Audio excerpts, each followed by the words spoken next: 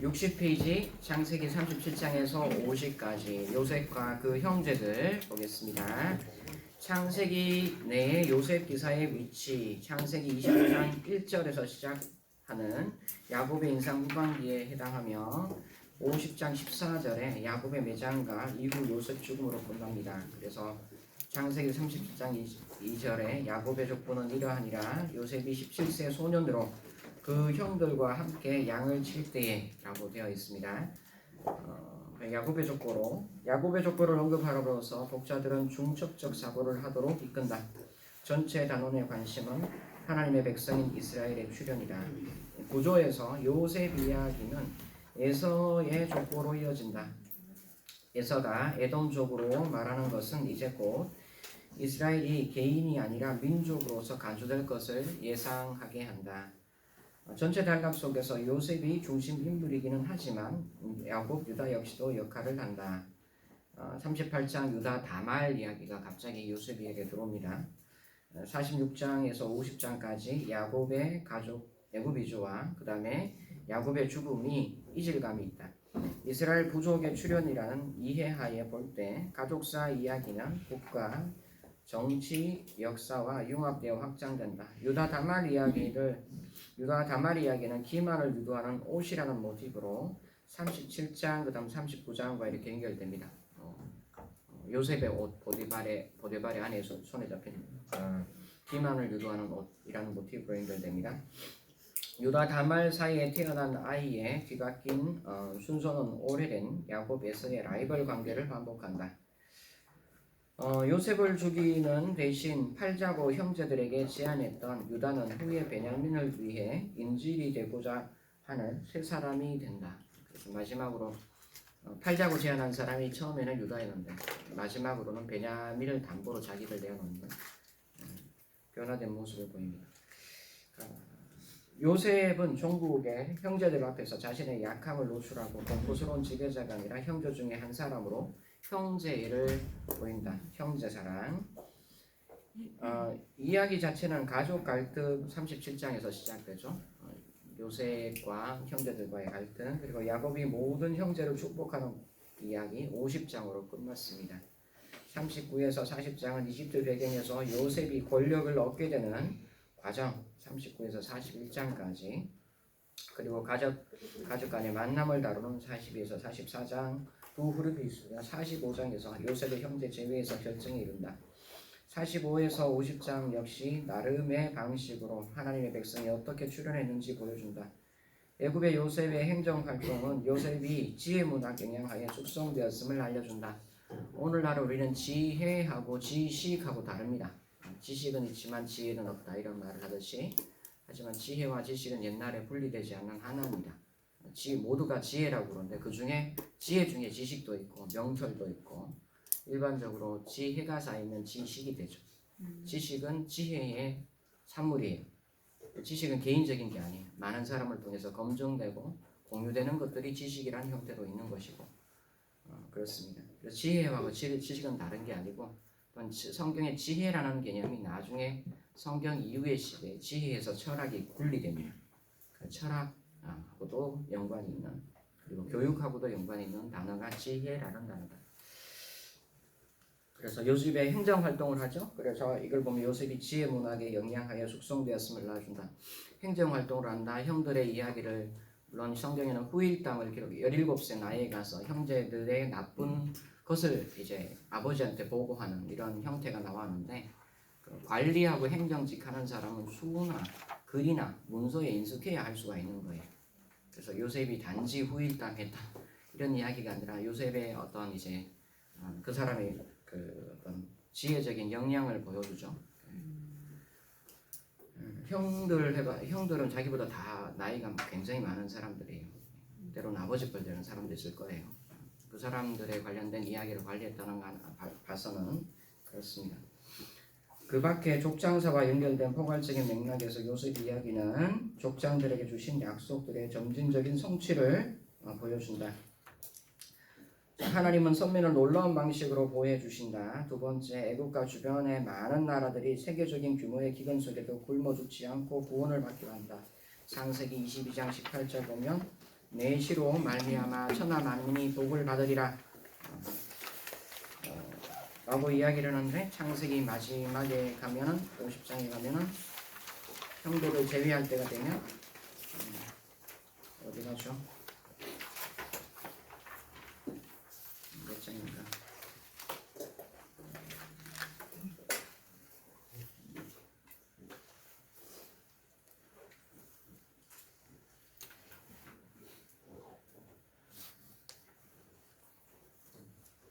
이게 뭐죠?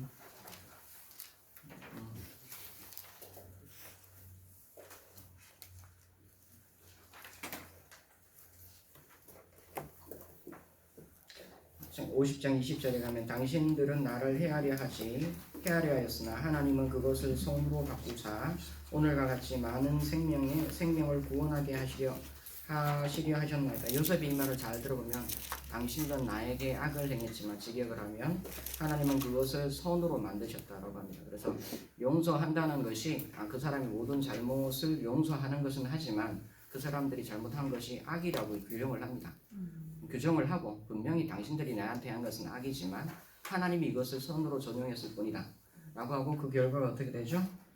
오늘과 같이 많은 백성의 생명, 많은 백성이라고 하는 것은 단지 단수로 표현하긴 하지만 만이라는 말이 들어가기 때문에 수많은 백성들, 그러니까 이집트가 곡창기 때잖아요. 당시 가나안에 기근이 왔을 때 모든 지역 사람들이 다 이집트에서 양식을 구하러 갔어요.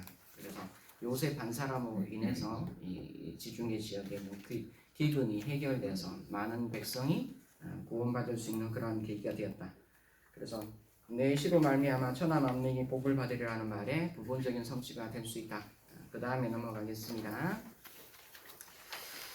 또 보면 내 시로 내 대적의 성문을 차지하리라고 했는데 22장 17절에 이삭 시험에서 나오죠.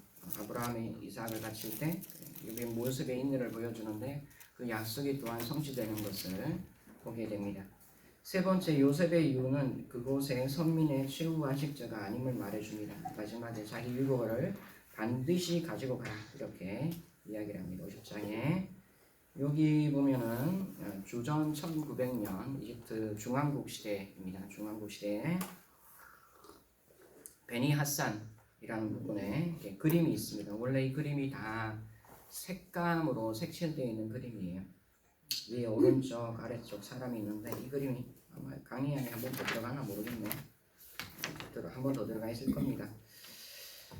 보면은 맨 위에서 보면 이집트 관리가 하얀 치마를 입고 있고 남자들이 있고, 그 아래쪽 셈석 사람들이 뭔가 하나 예물을 바치고 있고, 그 다음에 이제 남자들이 있는데 털이 검고 덥수룩하고 옷 입고 창 들고 아마 전방 호위대 같고, 그 다음에 가운데 보면 아래쪽에 오른쪽에 보면은 아이들이 낙타를 타고 있는데 뭐 하나 중간에 세우고 있는데 뭔지는 모르겠어요.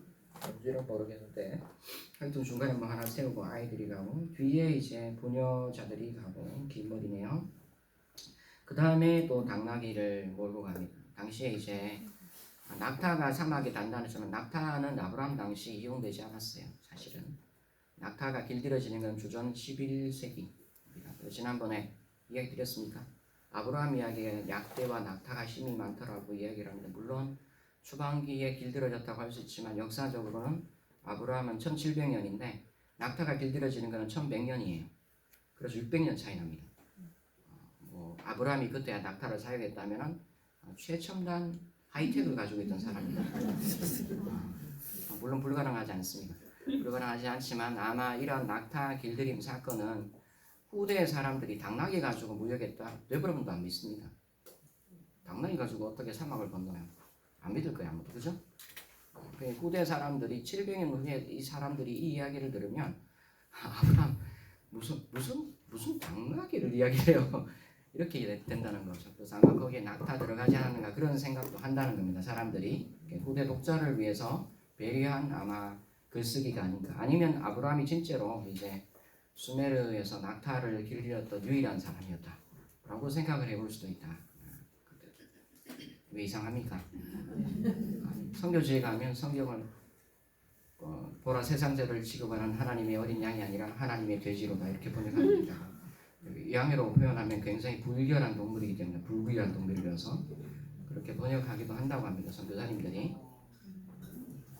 처음 듣습니까? 예, 그런 일이 있어요. 그래서 사람이 이해할 수 있도록 번역을 해야 돼요. 설교란도 그런 것처럼.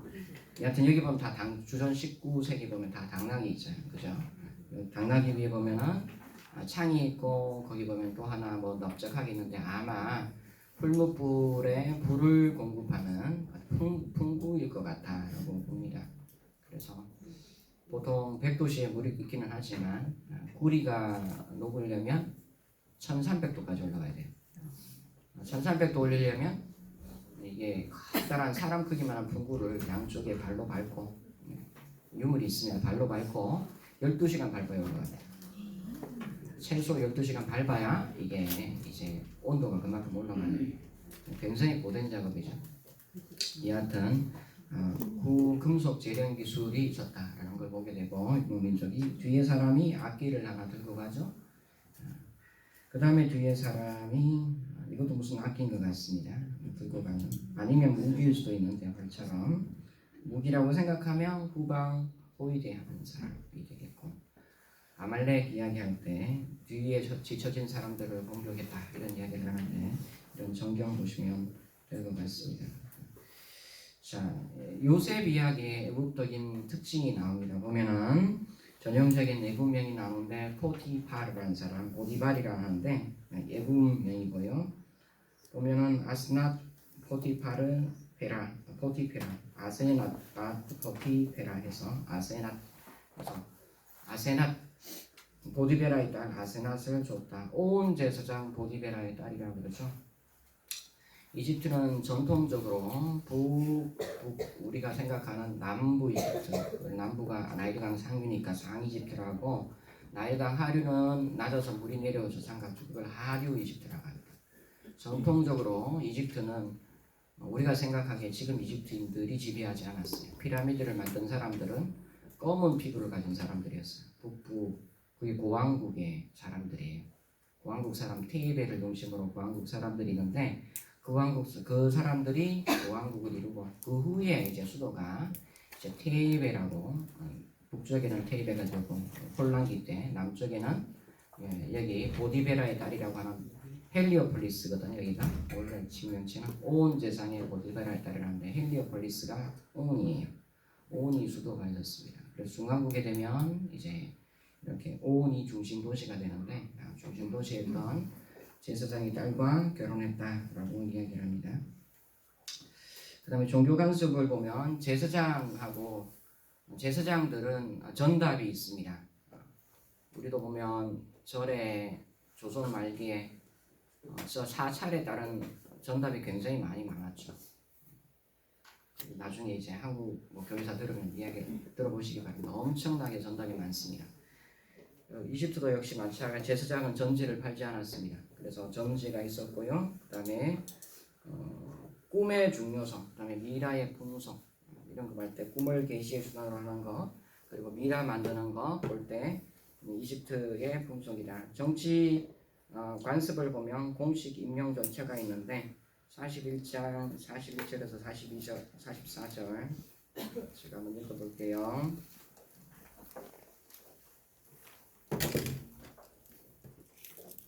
바로가 또 요셉에게 이르되 내가 너를 애굽의 온 땅의 총리가 되게 하였노라. 총리가 되게 하였다라고 하지만 총리란 말이 히브리어였으면 없어요. 그래서 온 땅 위에 뭐뭐 이렇게 표현을 해요. 우리 말이 커. 문화권마다 개념이 있는 게 있고 없는 게 있어요. 그래서 이런 총리라는 표현 보면은 일스티라는 총리를 베시딜이라고 이야기해요. 근데 그런 단어도 쓰지도 않고 별도의 단어가 없어요. 히브리어에서는. 근데 이 총리란 말을 히브리적으로 표현한 걸 볼 때 이집트 이야기를 하는데 이것을 듣는 사람들은 이집트에 있는 것이 아니라 팔레스타인에 있었다 라는 걸 알 수가 있겠죠. 여하튼 총리가 되게 하노라 하고 자기 인장 반지를 빼어 요셉의 손에 끼우고 그에게 세마포 옷을 입히고 금사슬을 목에 걸고 인장 반지 세마포 옷 입히고 금사슬 목에 걸고 세마포 옷이라는 게 아마 관직에 따르는 옷 고위 관직자의 옷인 것 같습니다. 나중에 제사장도 의복도 보지만 제사장의 의복은 제사장의 의복이 아니라 거의 왕의 복장이에요. 왕의 복장을 하고 있어요. 자기에게 있는 버금 수레에 그를 태우고 그리고 사람에게 이 사람이 이집트 온 땅을 다스리는 총림이다라고 알리려고 사람을 먼저 보내서 포고하게 하고 이리 오너라 하면 사람들이 엎드려서 절하고 있고 총리가 싹 지나가고 이런 거죠. 소리 지르며 엎드리라 하니 바로가 그에게 애굽 종국을 총리로 다스리게 하더라. 바로가 요셉에게 이르되 나는 바로라. 애굽 온 땅을 내게 온 땅에서 네 허락 없이 수족을 놀릴 자가 없으리라 하고 이렇게 되어 있습니다. 이렇게 되는 거 보면은 여기도 보면은 공식적인 임명 절차가 있어서 이집트적인 관습의 특징을 보여주고 있다. 사회 관습을 보면 이집트인의 이상적인 수명이 110세인데 요셉이 110세에 죽습니다. 그리고 식탁 하고 있는데 50장 26절일 겁니다. 형들 만났을 때 이집트를 따로 하고 그리고 형들의 식탁 따로 하고 이렇게 분리하죠. 가정하고 부정한 짐승, 가정하고 가정하지 않는 짐승 이런 게 있는데 문화권마다 달라요. 이집트 사람들은 양이 부정한 거예요. 목축이 부정한 거고. 그래서 목축하는 사람과 같이 있지 않는다. 한때 이집트에도 보면은 예루살렘 성전만 있었던 게 아니에요. 이집트도 성전 여러 개 있습니다. 유대인들이 세운.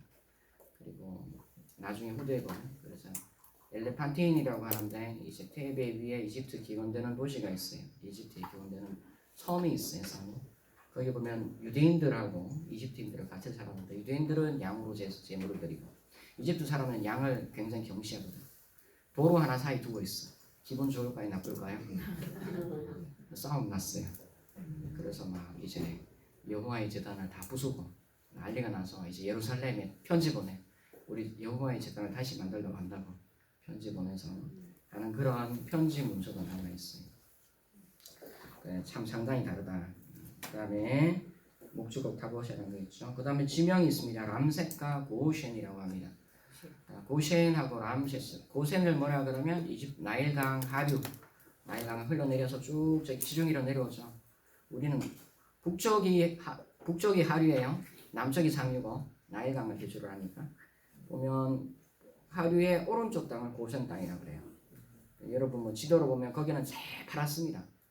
새파랗게 이렇게 나일강 이렇게 하류가 되면 여기에 테이프가 있고 여기에 멤피스가 있고 여기에 홈이 있고 나일강이 삼각지대 이렇게 있어요. 이렇게 지리가 되고 이렇게 있잖아요. 여기 보면 여기는 풀어요. 여기도 이렇게 쭉 이게 푸른 띠가 쭉 있어요. 다 이렇게 요 나일강을 따라 물면이 형성되고 나일강의 요쪽 부분, 요쪽 오른쪽 부분은 고센 땅이라고 합니다. 람세스 이 정도 있어요. 람세. 자 보면은 46장 28절 한번 보세요. 46장 28절.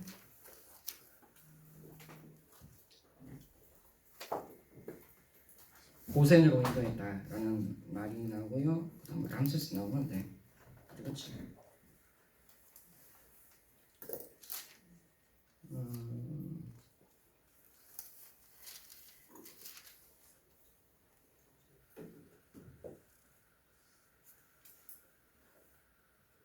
11절 47장 11절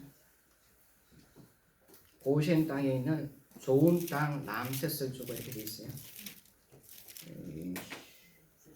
47장 11절 보면은 요셉이 바로의 명령대로 그의 아버지와 그의 형들에게 거주할 곳을 두되 애굽의 좋은 땅 람세스를 그들에게 주고 또 그의 아버지와 그의 형들과 그의 아버지의 온 집에 그 식구를 따라 먹을 것을 주어 복령하였더라. 그래서 요셉이 이들을 복령하고 거하는 땅은 람셋 땅이고 람셋은 고센 지역에 있는 아주 옥토와 같은 곳이고 농사짓기 좋을 뿐 아니라 방목하기에 좋은 그런 땅을 줬다. 근데 람셋을 너무나 당연하게 생각하죠. 람세스라는 임금이 있어요. 람세스. 이집트에서 신왕국 특별히 이제 주전 1500년 1550년부터 쭉 파라오 1300년부터 쭉 이어진 파라오 람세스 1세, 3세, 5세, 6세 이렇게 쭉 내려가요. 내려가는데 암세스라는 임금 자체는 주전 13세기 뒤에 등장해요. 주전 1300년. 요셉 이야기는 한 1700년 그럼 몇 년 차이나요? 400년 차이나요. 람세스 존재는 그때 있다 없다? 그래서 이 람세스를 지은 걸 가서는 비동도 마찬가지입니다. 그래서 람셋과 비동은 아마 이것을 듣고 있는 독자들이 팔레스타인에 있는데 람셋과 비동을 알고 있다는 겁니다. 예, 이게 이 팔레스타인이 우리나라 경상도만 하거든요. 경상남부도 말하는데 평생 지나도 보통 사람들은 이 팔레스타인을 떠나서 이집트를 가볼 기회가 없습니다. 이집트를 가볼 기회가 없고 저기 이제 뭐 시리아를 가볼 기회도 없고 전쟁 아니면 갈 기회가 없습니다. 전쟁 캠페인 아니면 갈 기회가 없기 때문에 잘 몰라요. 그래서 람셋이나 비돔이라는 존재가 알고 있고 이제 요셉 이야기하고 출애굽 이야기가 있다라고 합니다. 여기도 역시 보면은 이런 단어의 흔적을 보면은 성경이 최종적으로 집필되고 완성되기는 이것을 이해할 시기에 완성되거든요.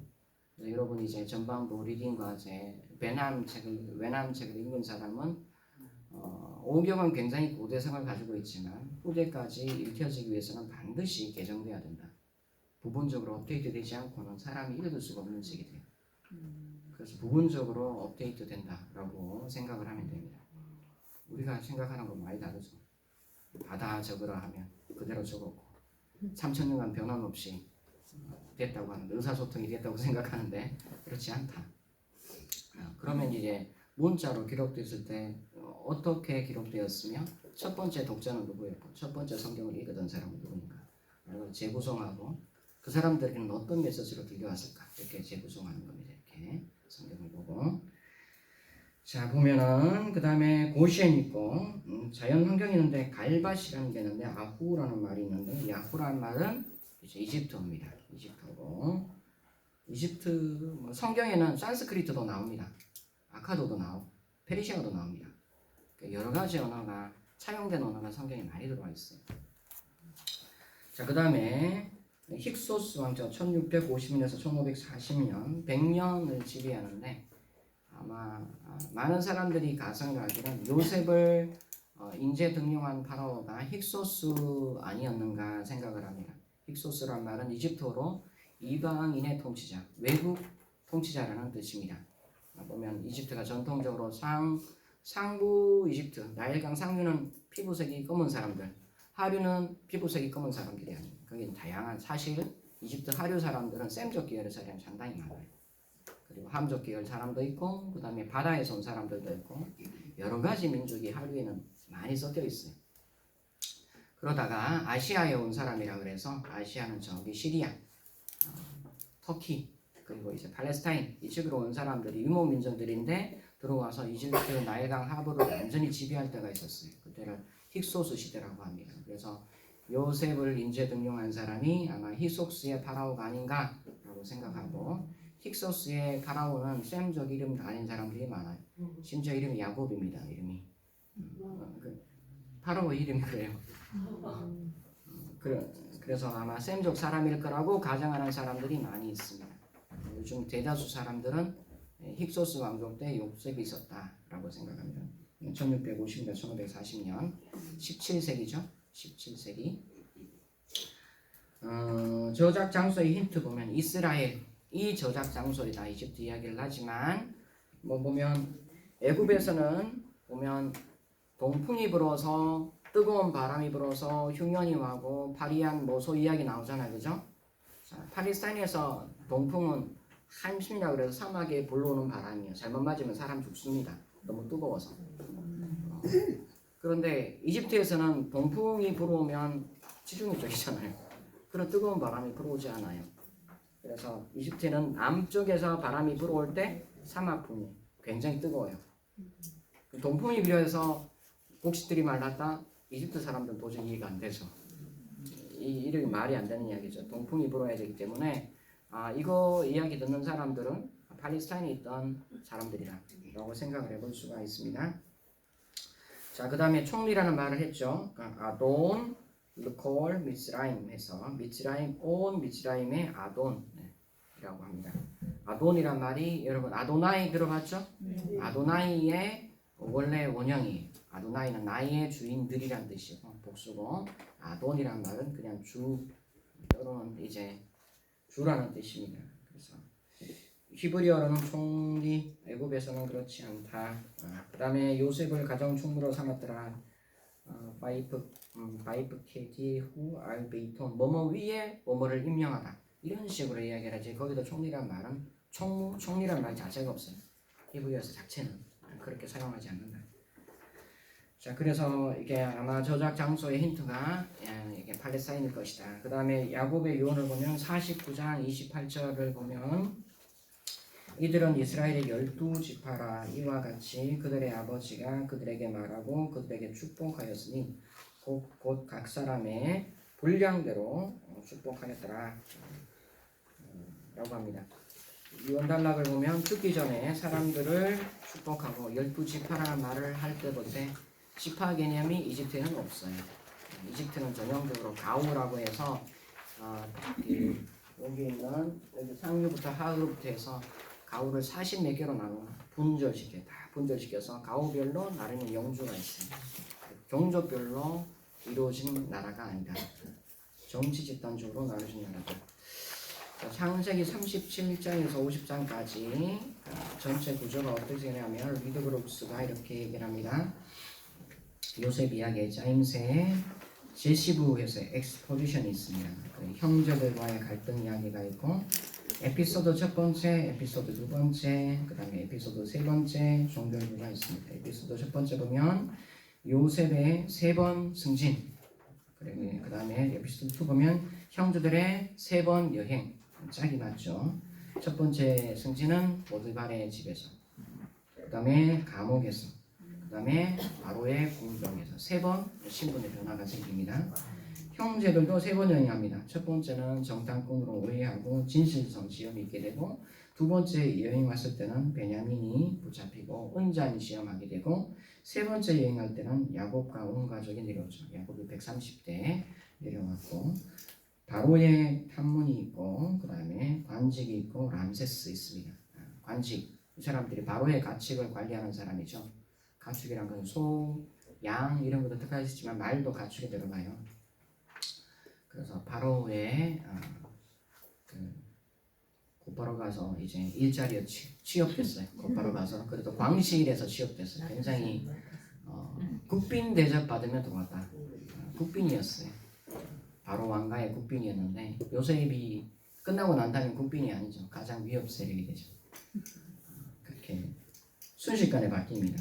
세 번째 에피소드가 있는데 세 번째 에피소드는 야곱의 죽음 준비, 야곱의 죽음 147세에 매장되고 그 다음에 종결부는 그 다음에 형제와의 갈등에서 시작되는데 형제와의 화해로 끝납니다. 형제로. 그 다음에 요셉의 죽음과 유언에는 하나님이 가나안 땅으로 이동시키실 건데 자기의 유고를 잊지 말고 가져가라 라고 이야기를 하고 요셉이 살아 생전에 보면은 4대가 있어요. 자기 포함 4대.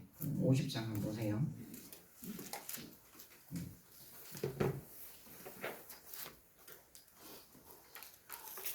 50장 보면은 마지막 부분 보면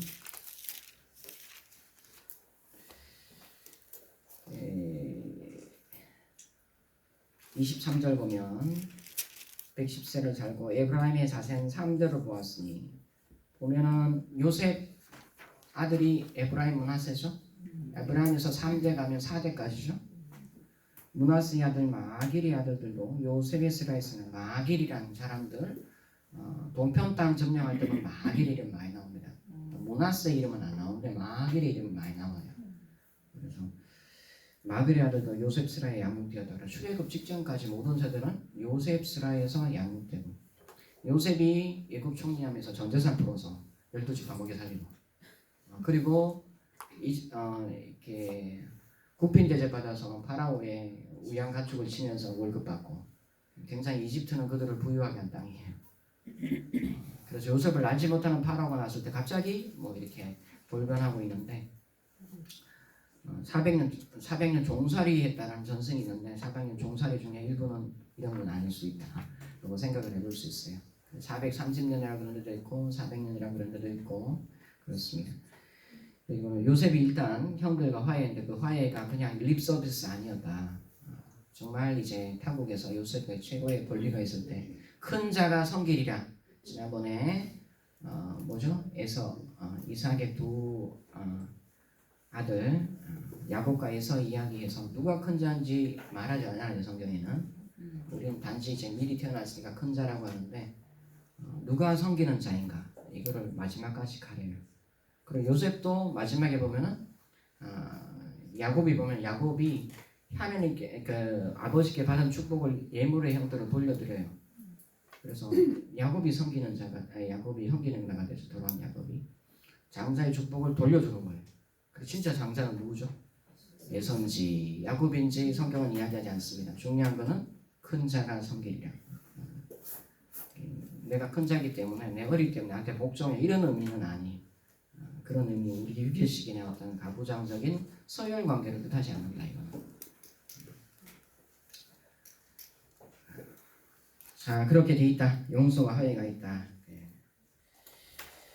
자, 첫 번째 에피소드는 열어주는 말이 있습니다. 여호와께서 요셉과 함께하시니 바히 야베 에트 요셉 이때 함께하다는 말이 전치사 에트 사용하고 있는데 이 에트는 근접성과 곁에 있다는 것을 뜻하는 말입니다. 요셉 곁에 항상 있었다라고 이야기를 하고 창세기 39장 2절 3절 23절 함께라는 말이 임 많은 사용하거든요. 임이란 게 임이란 말 사용하는데 이거 항상 임함께가 할 때 임이에요. 이 함께가 있고 에트라는 함께가 있습니다. 이건 종류가 다른. 요거는 동력하는 것을 의미하는 임입니다. 동력하는 것. 요거는 곁에 있기 때문에 함께하는 것. 그래서 의미가 다르다. 주로 이제 하나님이 그 곁에 항상 계셨다. 하나님 가까이 계셨다라는 것을 알 수 있겠고 가장 어려운 시기에 하나님은 가장 가까이 계셨어요. 자, 요셉은 시기하는 형제들에 의해 팔려서 종이 되는 공경적인 상황에서 하나님이 함께 하십니다. 가장 믿던 사람들에게 속임을 당해서 인신매매 당하고 노예로 전락을 하는 그나마 요셉이 아마 형들에게 17살 때 형들의 뭐 하는 일들을 관리하는 사람이었어요. 그래서 행정력이 있으니까 이집트 가서 노예 시장에도 잘 팔렸는 것 같아요. 그래서 왕의 근위대장 보디발의 집에 가서 너 이제 우리 집에 관리해라. 하다 보니 너무 잘해. 다 맡아라. 나는 이제 바깥일을 하란다. 라고 이야기하셨대. 17세 요셉이 그냥 형 개부장이어서 형들 고발했다. 이런 식으로 이해하면 상당히 오해가 많다. 유대인들은 요셉이 험담했다고 보지 않습니다. 거기 보면은 디밧이라고 하는데 그건 뒷말했다 이런 이야기거든요. 후일담했다 이런 말이에요. 원래는 비난이랑 험담이 아니라. 그래서 그 보고 중에는 형들에 대한 잘못된 보고도 있었을 거라고 추정되고. 그래서 랍비들은 이야기하기를 요셉은 17살 때 이미 율법책을 다 읽고 암기를 해서 통달한 사람이 되었다. 어떻게 저렇게 지혜와 총명이 충실할 수 있는가? 여호와 율법을 가지고 있으니까 어디 가도 형통하다. 이렇게 해설을 합니다. 물론 그때는 율법이라고 말하는 모세오경이 완성되지 않았습니다. 뭐 일부 이제 구전이나 아니면 관습법의 형태가 있을 수도 있어요. 그래서 요셉의 지혜가 상당했다라는 걸 알게 됩니다. 자, 그 다음에 에피소드 2 보면 요셉이 보디발의 집에서 누명을 쓰고 고소를 당했을 때 다시 언급합니다. 함께 했다고. 요셉의 고난 속에도 하나님의 위대한 섭리가 있었음을 말하고 있습니다. 그래서 여러분이 고난 중에 있을 때 하나님의 섭리는 가장 위대하다. 보면은 출애굽기도 보면은 첩전에도 보면은 포악한 바로가 나와서 굉장히 걱정을 해요. 이 민족이 너무 많다. 애고하고 하고 힘들고 종살이하고 우리 땅 아니라 하지만 하나님은 하나님의 약속을 다 이루셨다. 그가 가장 부유하고 강성할 수 있도록 모든 조건을 다 만들어놨어요. 혹시 직장 생활하다가 위에 계신 분이 상당히 엄하다라고 생각하는데 내가 받는 것 이상으로 내가 많이 배우고 있다고 생각을 한다고 생각하면 여러분이 무형의 자산을 훨씬 많이 늘릴 거예요. 나중 보면은 이집트에서 이제 이스라엘 백성들이 따라오면 유능한 기술자들이 다 나가는 거잖아요, 사실. 마치 뭐 누구죠? 저기 나홀 성에서 라반의 집에서 야곱 나가는데 라반 진짜 아쉬워했어요. 우리 보석과 같은 사람이 무도덕 무임금으로 일해줬는데 드디어 빠져나가면 어떻게 이렇게 하나님이 영양을 키워주고 있다고 생각하시면 영영 없으리라 생각됩니다. 자, 37장 야곱의 특별한 사람 또는 사람들이 편애라고 이야기를 합니다. 모티브 보면 반목이 있습니다. 나이 들어 낳은 아이 요셉이 얼마나 총명한지 우리 어른들도 많이 그런 이야기하죠. 나이 들어 아이 놓으면 총명해진다. 몸은 작으니 허약할 수 있다. 라고 이야기를 합니다. 서로 다투는 가정의 형제들 장면을 보면 야곱과 에서의 불목한 것을 재현해 봅니다. 레아 보면 레아가 낳은 아들, 실바가 낳은 아들, 라헬이 낳은 아들인데 레아 보면 루벤, 시몬이 있고 레위, 유다가 있고 이사가 스불론이 나오고 실바가 낳은 아들 갓과 아셀이 있고 라헬이 낳은 아들 요셉, 베냐민, 빌하가 낳은 아들 단, 나팔리 이렇게 나옵니다. 자, 37장 3절에 보면 요셉은 노년에 얻은 아들이므로 이스라엘이 여러 아들들보다 그를 더 사랑함으로 그를 위해서 셋의 것을 지었더라. 보면 히브리 원문 보면 그 이스라엘 아하브 에트 요셉 니콜 바나도 그의 모든 아들 중 요셉을 사랑하였고 왜냐하면 벤 즈크님 후로 여기서 그는 나이 들어서 낳은 아들이기 때문이다. 노년에 낳은 아들 플러스 그리고 그 아살로 크토네트 파심에서 맨 왼쪽에 마지막 단어 두 단어가 크토네트 파심이에요. 크토네트 파심이라는 말이 셋의 곳이란 말로 번역이 되는데 뒤에 아마 나올 겁니다. 특별한 옷입니다. 요셉은 형들의 일에 대한 나쁜 보고 뒷바담라 나쁜 후일담을 함으로 형들로부터 미움을 받습니다. 형들로부터 미움을 받아요. 의도적으로 나쁜 보도를 했나 그렇지 않나 그건 잘 모르겠어요. 나쁜 말만 했나 좋은 말도 했나 그것도 모르겠어요. 하여튼 나쁜 보고를 했대요. 하여튼 그랬고 형들은 이 나쁜 보고 때문에 우리가 잘못하고 있다 라고 이렇게 지적당한다는 거죠. 혹시 어린이 애니메이션 성경 만화 보면 형들은 양치기 가서 늘 놀고 있고 요셉한테 다 시키고 요셉이 일 다 하고 이런 애니메이션 나오는데 상당히 좋은 창작이라고 생각됩니다. 여하튼 형들이 항상 그렇습니다. 가인과 아벨 보면 가인이 아벨의 제사는 하나님 받고 가인의 제사를 안 받았으면 가인이 아벨한테 물어보면 돼요. 어떻게 받냐고 그렇게 이야기 안 합니다. 쟤 나보다 잘 나가 없어져야 돼. 이렇게 생각해요. 형들도 보면 나이 다 들었으면 어른이 아니야. 나이 들었다고 다 어른 되는 게 아니라 요셉 얘 봐라 이렇게 이야기해. 우리 잘못했으면 바꾸면 돼. 안 바꿔요 이 사람들이. 그래서 여러분이 어린아이가 됐을 때 상당히 좋은 어린아이들이 되면 한마디 이야기를 하면 아이들이 이게 잘잘못을 가려서 분별해서 자기 따라요. 어른이 되면 어떻게 되죠? 어른이 되면 자존심 상한다고 합니다. 역정을 냅니다. 굉장히 그래서 어린아이 수준만 돼도 천국 가는데 어린아이 수준이 안 돼가지고 천국 못 가고 있다. 여기도 보면 요셉의 관점에서 보면 그렇다는 이야기입니다. 형들이 자기들이 이제 뭐 게으르거나 나태하거나 잘못한 거, 착복한 거 이런 거 다 이야기해 주면 되는데 안 고쳐요. 결과적으로 나쁜 보고가 될 수 있고 아니면 요셉이 나쁜 의도를 가질 수도 있다. 그래서 제가 생각해보면 나쁜 의도를 가지기는 좀 힘든다. 왜? 이미 아빠의 사랑을 독차지하고 있고 특별한 옷도 입혀줬는데 형들하고 옷 색깔이 달라. 피부도 달라. 늘 그렇게 살아가는데 굳이 형들한테 꿀밤을 때릴까요? 그럴 것 같지는 않다라는 생각도 저는 해봅니다. 그래서 랍비들이 이야기하는 게 더 맞지 않을까라는 생각을 해봅니다. 물론 편애가 될 수도 있어요. 나이 들어서 그를 특별한 존재로 여기는데 정말 특별한 일을 해요. 요셉이. 자, 야곱 나중에 보겠습니다. 나쁜 보고를 함으로 형들로부터 미움을 받는다. 막내에 대한 노년의 사랑은 인간적이다. 굉장히 인간적으로 보입니다. 야곱이 성인이 된 그 뭐 아이들 생각하면 돼요. 할아버지가 손녀, 손자, 손녀 좋아하는데 본인들이 키울 때 모습도 생각나지만 또 한편으로 손자, 손녀 아니면 웃을 일이 잘 없습니다. 그거 아니면 뭐 가지고 웃겠어요. 자녀들 해봐야 늘 보기에는 잘 산다고 하는데 늘 줘야 될 형편인 것 같은 아버지의 모습, 어머니의 모습 늘 그래요. 불안불안하고 손주를 보면 스트레스 해소된다. 그 당연히 인간적이라고 생각하면 됩니다. 그러나 야곱은 요셉에게 채색옷을 입습니다. 보면 사무엘하 13장 18절 보면 이 다말 이야기 나옵니다. 암논하고 다말.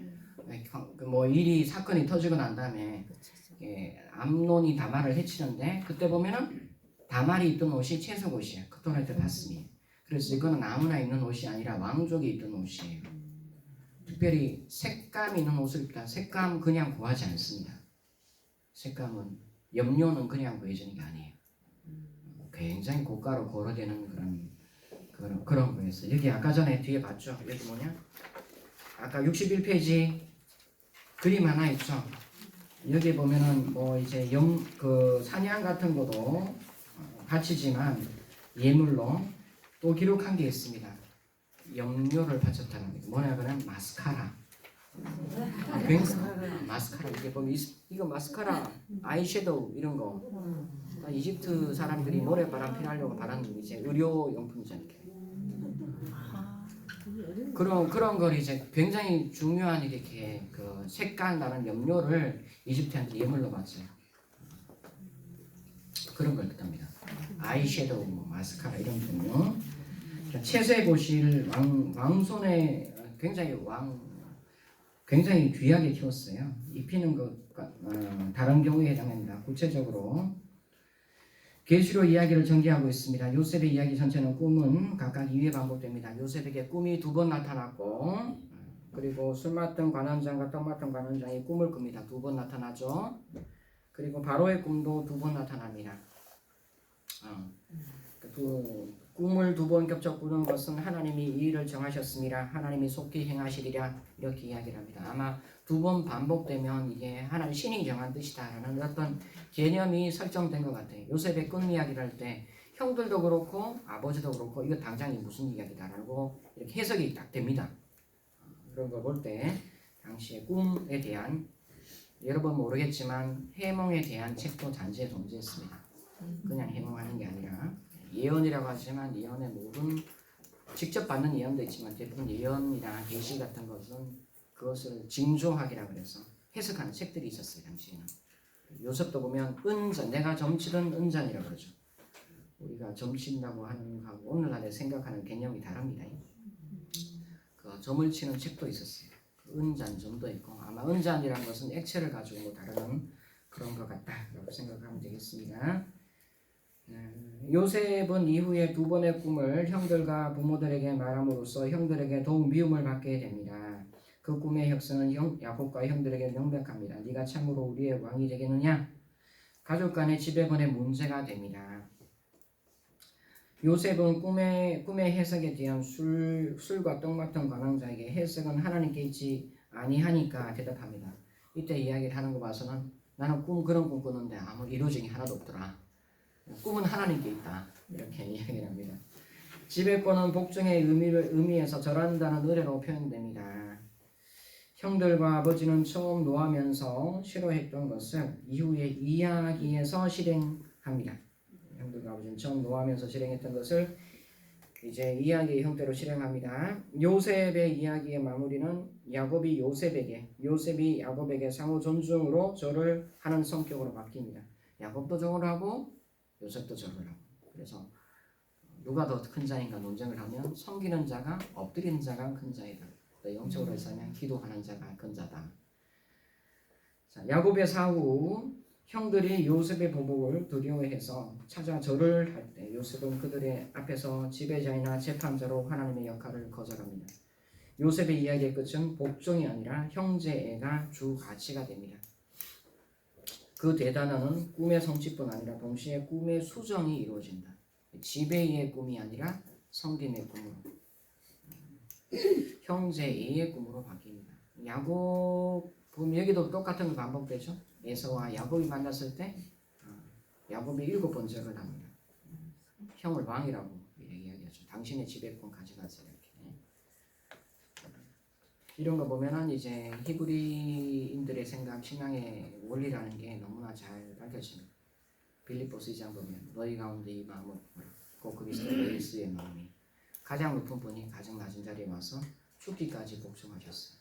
그 결과 가장 높은 권위와 힘을 가지시게 되고 이게 성경의 원리입니다. 자, 창세기 37장에 에서가 야곱을 죽이려 한 것처럼 형제들이 요셉을 죽이려고 모의합니다. 자, 결국 좀 얼마나 엉망인지가 자식이 태어났는데 당신은 사랑받기 위해 태어난 사람 축복하지 않고 어떻게 하면 서로 이제 내가 더 많이 차지할까. 가족이 참 힘듭니다. 그죠? 가족이 별로 이상적인 가족은 아니에요. 보면 이상적인 가족이 아닌데 하나님이 이상적인 약속을 하고 이상적인 것을 이끌어줘요. 인생 여정을 통해서 대가 없이 배운 건 아닙니다. 형들은 요셉이 질짐승에게 물려 죽었다고 아버지에게 허위 보도합니다. 속임을 합니다. 유다가 주도가 되었죠. 아주 유다 나쁜 녀석. 꾀를 부려서 염소를 잡아서 요셉의 겉옷에 묻힌 증거물을 제시합니다. 불법으로 뭔가 증거를 삼은 것은 이삭을 속이던 야곱의 수법과 동일합니다. 야곱 어떻게 했죠? 스킨을 달리했죠. 38장 유다 다말입니다. 37장과 연속되는 모티브는 변장한 옷의 다말과 염소 관련된 약속으로 적습니다. 유다는 가나안 여인 수아와 결혼하여 세 아들 엘, 오난, 셀라를 둡니다. 다말이 추조를 하고 신명기 25장 5절에서 10절 보면 계대 혼인법이 있는데 형사 취수제가 있는데 이제 형사 취수제가 실행되지 않고 있죠. 마지막 셀라가 남았는데 셀라를 두지 않아요. 유다가 엘하고 오난하고 죽었는데 하여튼 뭐 한 사람은 뭐 여호와께 악을 범하여 뭐 죽었다 이렇게 되어 있어요. 이야기하는데 유다는 자식 사랑이 지극한 것 같아요. 가인 이야기도 보면 자식 사랑이 지극하면 이웃에 대한 폭력이 된다. 자기 집안 잘 되는 게 남의 집안은 폭력이 된다 이렇게 이야기를 해요. 여기도 보면은 엘 오난 죽으니까 자기 자식들이 죄 지었다는 이야기는 하지 않고 저 다말이 잘못됐다 이렇게 얘기합니다. 셀라 안 줍니다. 그래서 결과적으로는 어떤 다말하고 우리말로 하면 유다랑 부적절한 관계를 통해서 가계가 이어가고 그 가계 가운데 이제 유다 집안이 이어지고 다윗의 조상이 되죠. 이렇게 행음한 다발을 불사를 하고 명령을 합니다. 보면 불사를 하고 명령하는데 굉장히 엄한 명령입니다. 왜 이게 곧바로 붙잡고 불사하라 뭔데 살고 있는데 곧바로 불사라고 돼. 이게 이길 수 없어요. 성경의 법에 따르면 어떻게 되죠? 증거를 있어야 돼요. 두세 사람이 증인이 있어야 돼요. 근데 유다는 두세 사람이 증인 부르지 않습니다. 곧바로 불사라고 그래요. 이 야곱 그 보면 다윗에게 그 나단이 어떤 집에 양이 있었는데 자기 가족 같은 양이었는데 그 집에 부자가 있었는데 친구가 또 그 양 뺏어가지고 먹었습니다. 야곱이 다윗이 뭐라 그래요? 원래 율법에 따르면 4배 아니면 5배 보상해 주면 돼요. 근데 어떻게 하죠? 죽여버리려고 해요. 죄 있는 사람이 더 강한 법 집행을 하더라고요. 자기 죄를 가리기 위해서. 유다 그랬잖아요. 자기를 가리기 위해서 더 큰 법을 집행해요. 더 엄한. 그래서 종종 이제 이야기하지 않겠습니다. 부지런한 사람은 나한테 부지런하다고 얘기 잘 안 합니다. 원래 본인이 부지런하니까. 종종 보면 게으른 사람들이 남한테 부지런하라 그래요. 왜 본인을 견디지 못해요. 그래서 잘 보시기 바랍니다. 여하튼 내가 쉬나 일하나 늘 자기가 하나님 앞에서 감사하고 부끄러움 없이 살면 돼요. 나에게 유익한 대로 사용하면 된다. 바로 밑에서도 하나님의 축복이 이루어졌는데 라반 밑에서도 하나님의 축복이 교육될 수가 없는데 그냥 하나님 앞에서 살면 다 정오의 태양처럼 너희가 빛납니다. 네. 자, 다말은 사실 고백과 유다가 초대기 합니다. 그가 나보다 옳았다라고 오늘 우리나라 성경은 바뀌었지만 실제로는 옳았다가 아니라 그가 나보다 의롭다라고 이야기합니다. 여기서 의라는 개념이 무슨 개념일까요? 여기 보면 전혀 정의롭거나 의롭다는 생각이 되지 않는데 의라는 것은 공동체에 더 신실한 것을 이야기합니다.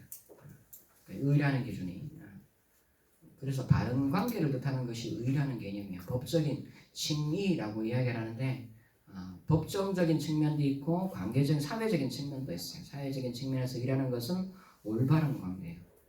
제가 가르치는 사람이 여기는 배우는 사람이에요. 의로운 관계는 내가 수업을 성실히 써 가르치는 것이 의로운 교수예요.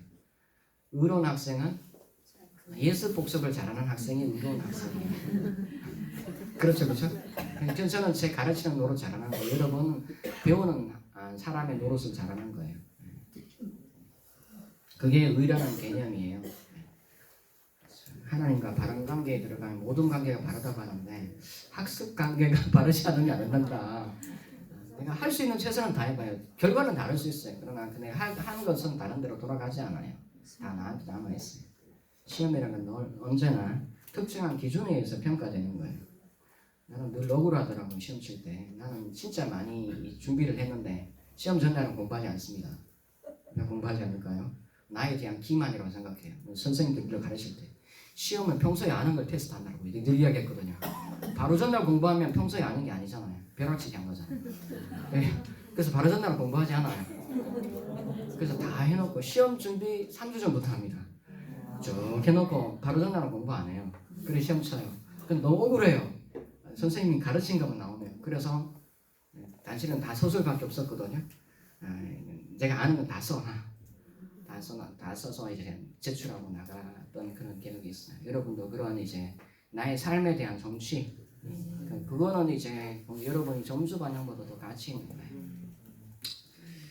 하나님 늘 보신다고 가르치면서 스스로도 한번 해보시기 바랍니다. 자, 그 다음에 이 말에 불사르라고 말은 첨예합니다. 이 말은 44장의 요셉에게 자비를 간청하는 모습에서 절정을 이루는 유다의 회개의 시작을 보여준다. 순수가 뒤바뀐 쌍둥이 출신 베레스세라 야복가에서의 출생에서 볼 수가 있습니다.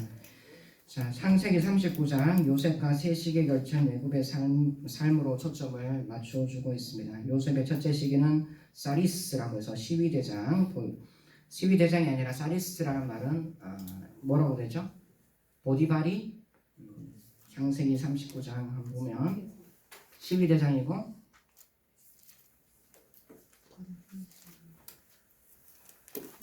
또 한 말이 있습니다. 제가 성경을 잘 안 넘겨지네.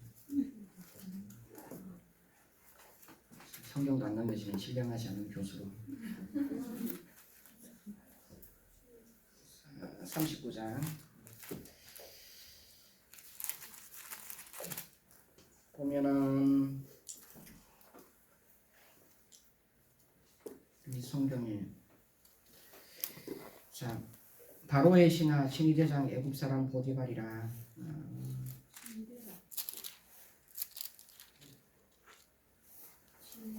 친위대장이라고 되어 있는데 친위대장이란 말이 있고 히브리 성경에는 사리스란 말이 있어요. 이거는 뭐 관지라고 생각하는데 우리 말에 보면 환관이 있고 내시가 있죠.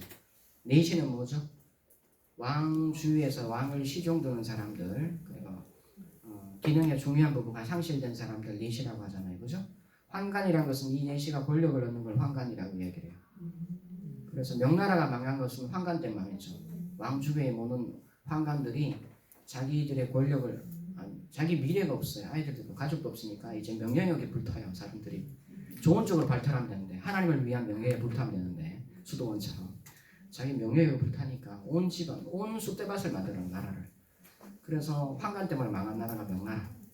청나라는 들어오고 나니까 이렇게 한쪽에 너무 문화가 뛰어나 본인들이 통치의 컨트롤이 너무 힘들어. 그래서 환관을 더 키웠어요. 결국 이제 이상한 효과가 되는데 이게 친위대장 보디발이 누군가 하면 황관입니다.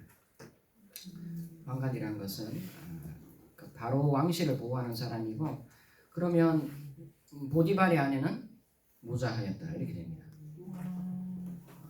그래서 자식이 없다는 것은 물려줄 사람이 없고 자기 미래를 도와줄 사람이 있어. 물론 이집트에도 입양을 할 수 있어요. 입양을 하거나 아니면 노예인 여자가 왔는데 주인의 아이를 생산을 하게 되면 주인의 원주인의 아내가 후사가 없으면 노예 아내를 할지라도 주인이 죽은 후에서야 노예 신분에서 해방되고 자기 아들은 노예 신분에서 해방되고 자기 아들은 자기와 신분이 달라져요.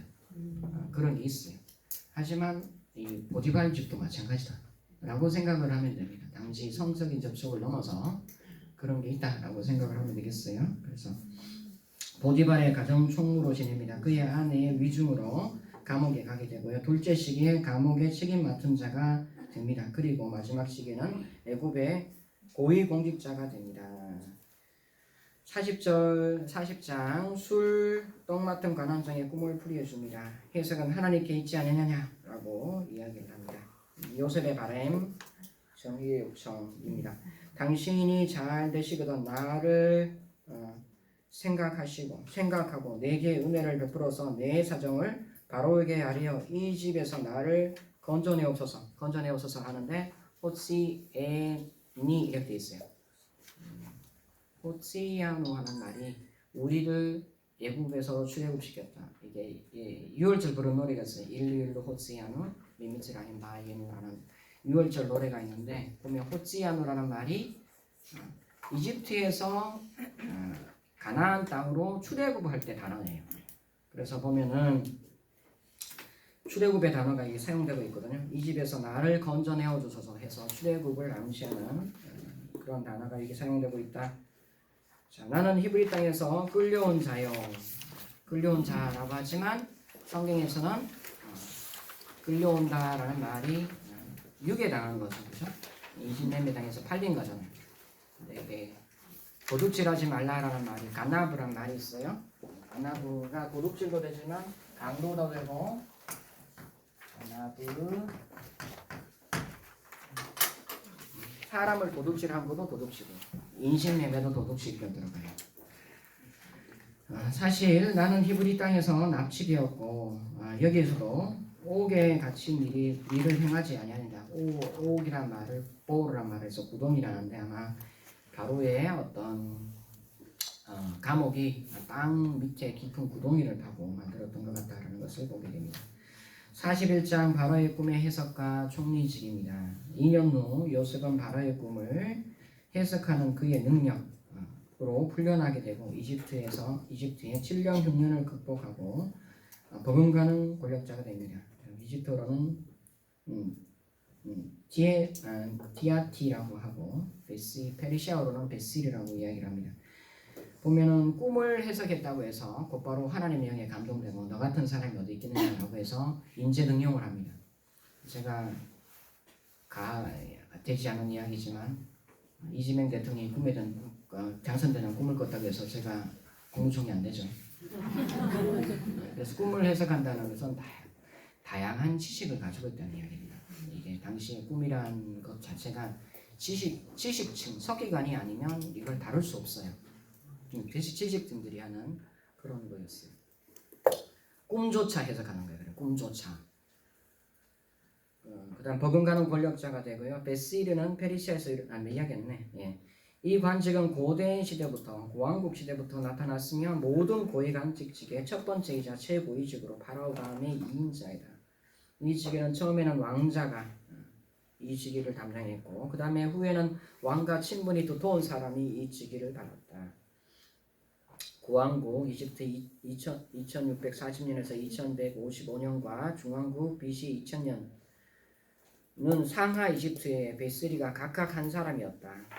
그래서 상이집트의 한 사람, 하이집트의 한 사람이었는데 신왕국 시대 1552년에서 1070년 이때 보면 가나안 정복기 그때 요 시대에 가나안 정복이 일어나고 땅 공배가 일어난다고 생각하면 됩니다.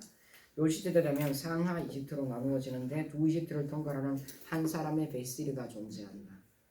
그래서 출애굽의 연대를 이야기를 할 때 보면 15세기라고 하면 1500년에서 이후에 1400년까지 13세기 1300년에서 1200년 어떨 땐 나중에 보겠지만 왕비가 있는 뭐라 그러죠? 그 왕비가 뭐라 그러냐? 갑자기 생각이 안 나. 하셉스투 때 출애굽했다라고 생각하는 사람은 15세기에 출애굽했다. 람세스가 있으니까 람세스 때 출애굽했다고 하는 사람들은 13세기 이렇게 있어요. 그래서 하셉스투나 람세스 모두 신왕국 시대 사람들이에요. 베시르는 2인 체제로 돼요. 그리고 그 이후에 이제 솔로몬 시대가 되면은 베시르가 2인 체제로 되었다. 그는 사법권이 있었고 최고권을 가지고 있었고 지방 행정을 조정하는 자였다. 그래서 입법, 사법, 행정이 다 가지고 있어요. 이 사람이 굉장한 사람이죠.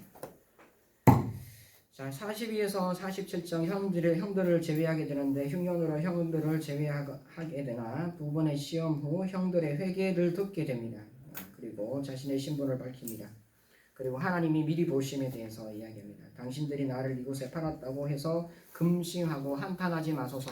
이제 요셉한테 죽었다 생각하지 말라고요. 하나님이 생명을 구원하시려고 나를 당신보다 먼저 보내셨나이다.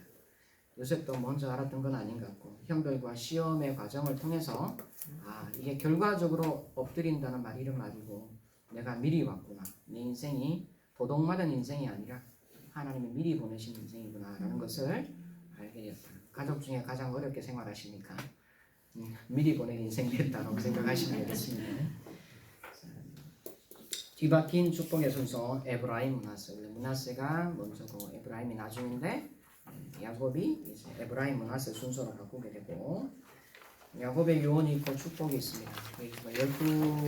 12 아들을 축복하는 것. 그중에 요셉에 대한 축복, 에브라임에 대한 축복과 유다에 대한 축복이 굉장히 두드러지게 나타나고 루벤은 아버지의 침상을 더럽혔기 때문에 장자권에서 박탈되게 됩니다.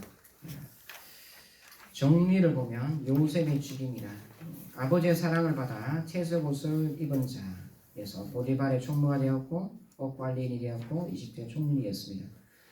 만민에게 복이 되는 표상이 된 인물이 바로 요셉이었다. 요셉은 애매한 고난 중에도 꿈이 실현됨으로써 그 한 사람의 고난으로 자기 가족뿐 아니라 모든 사람의 생명이 보존되게 되었다. 여기서 요셉 이야기 마치고 쉬도록 하겠습니다. 출애굽기 시작하겠습니다. 출애굽기 1장 펴주시고 그리고 강의 한 67페이지 되겠습니다.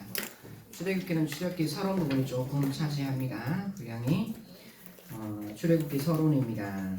히브리어로 쉐모트라고 영계형으로 되어 있고 이름들이라고 되어 있습니다. 그리스어에서는 엑스 호도스라고 하는데 호도스는 길고 엑스는 밖으로입니다. 길 밖으로 엑소도스에서 이집트 노예 생활에서 벗어나옴을 뜻한다. 핵심 인물은 모세라고 하는데 자, 보면은 앞으로 보면은 이집트 파라오 이름 중에 모세라는 이름이 되게 많아요. 신왕국의 모든 파라오는 거의 모세예요. 앞에가 달라요. 부트모세, 아모세, 가모세. 그 다음에 람세스인데 람세스도 모세예요. 원래 라모세예요. 신왕국은 모세 시절이에요. 모세란 뜻이 뭐냐 그러면 아이란 뜻입니다. child. 그래서 람세스 하면 라신의 아들 이렇게 돼요. 전형적인 이집트는 아이, child, 아이.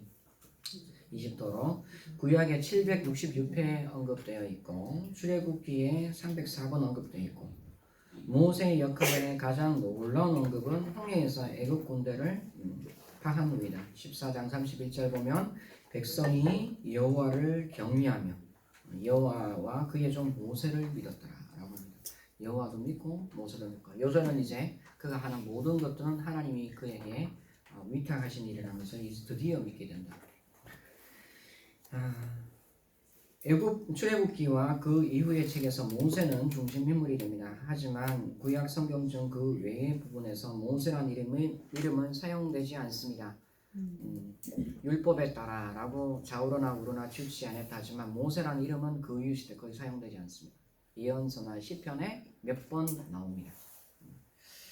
자, 구조를 보면 웬함이란 사람 구조를 보면 이렇습니다. 장면이 세 개로 나눠지는데 첫 번째는 애굽의 종살이부터 해방인데 두 번째는 그 다음에 율법을 주심, 세 번째는 성막을 짓는 것. 애굽의 종살이에 봤을 때 해방 보면은 1장은 종살이와 영아사례, 2장은 모세의 출생과 성장, 3장은 3, 4장은 모세의 사명, 5장에서 7장 중반까지는 바로와의 협상, 7장 중반절 이후부터 재앙 11장까지 재앙들이 나오고 12에서 15장까지는 출애굽 이야기가 나오고 12에서 18장까지는 시내산까지의 여정. 그 다음에 장면 2는 시내산에서 율법을 주시는데 하나님이 현현하시고 19장에서 20장 중반부까지 20장 중반부에서 23장까지 율법과 규정들이 나옵니다. 그 다음에 24장에 보면은 하나님과 이스라엘 장로들이 그리고 이스라엘 백성들이 시내산 자락에서 모여서 언약을 맺었다라는 이야기가 나옵니다. 다음 장면 세 번째 보면 성막을 축조하는 게 나오는데 25에서 31장까지 성막 건설 지침이 나오고 32에서 34장 황금 송아지를 만든 것, 송아지 사건, 35에서 40 성막을 건설하는 것 이렇게 있습니다. 그 다음 한번 넘어가 보겠습니다. 자, 출애굽의 전 역사, 힉소스 시대 읽어보겠습니다. 기원전 18세기 또는 주전 1800년에서부터 시작되는 18세기에 접어들어 아시아까지 세력을 뻗었던 대제국 이집트의 세력이 약화되면서 아시아 지역의 소수 민족들이 이집트 바로의 지배에서 독립했다. 아시아 민족들이 이제는 오히려 이집트 북부 지역을 침투해서 세력을 연장시켜 간다. 따라서 이집트는 회복 불능의 상태에 빠져들게 되었다. 이집트 세력이 약화되면서 기원전 1700년에서 1580년 연대를 설정하는 사람마다 연대기가 조금씩 달라요. 그리고 연대가 그 상연대라는 게 있고 하연대라는 게 있어요. 그래서 연대를 측정하는 데는 시기를 구분하는 데는 지표 화석이 있습니다. 이게 있으면 몇 년부터 몇 년까지 이렇게 지표 화석이 있는데 그 지표 화석에 대한 측정이 다르기 때문에 연대가 조금씩 차이가 있지만 17세기라고 생각하면 됩니다. 1700년에서 1580년 사이에 시리아 팔레스타인과 이집트 델타 지역을 정복한 힉소스족이다. 이집트어로는 외국의 통치자들이라는 의미에서 힉소스족들은 세계 최초로 전차 부대를 이용해서 전쟁을 수행한 호전적인 민족이다. 전차는 이전까지 이집트에 없었는데 힉소스가 전차를 사용했다. 그들은 이집트를 단숨에 무력화시키고 나일강 하류 델타 지역인 아바리스의 수도를 정하고 이집트에 대한 통치를 시작했다. 고대 근동의 역사에서 대체로 강대국이 직접 국경을 맞대고 있는 인접국만 공격해 왔으나 힉소스족의 경우 국경을 초월하여 시리아 팔레스타인뿐만 아니라 이집트까지도 원정해서 정복 사업을 수행했다. 전차 부대를 동원한 그들의 위력 앞에 대제국 이집트도 쉽게 와해되고 말았다. 이집트의 역사가 마네토는 당시 이집트를 침공한 힉소스족에 대한 공부를 이렇게 적고 있다. 마네토라는 사람이 이제 이집트 알렉산드리아의 아마 알렉산드리아 출신일 겁니다. 출신의 이제 제사장이에요. 사제이자 저술가입니다. 그래서 이제 헬레니즘 시대인데 알렉산더 출현 이후 프톨레마이오스 왕조 때 있었던 사람인데 이때 처음으로 이집트 역사를 했습니다. 이집트 역사를 처음 쓴 사람이에요. 이 사람 때문에 이제 이집트가 고왕국, 중왕국, 신왕국 이 사람이 다 기준입니다. 마네토라는 사람이 대단한 사람이고 이 사람은 주전 300년, 지금 역사는 주전 1700년 이겠죠. 그가 통치할 때 무슨 이유인지 모르지만 신은 우리에게 돌풍을 몰고 왔다. 신이 뜻하지 않게 동방으로부터 이름도 알 수 없는 침입자들이 자신만만하게 우리의 땅으로 쳐들어온 것이다. 그들의 주력 부대는 어떤 반격도 받지 않고 쉽사리 침입해 들어왔다. 그들은 이 땅의 통치자들을 물리치고 우리의 도시를 무자비하게 불태우고 신들의 신전을 부수고 독자민들을 잔인하게 다루었다.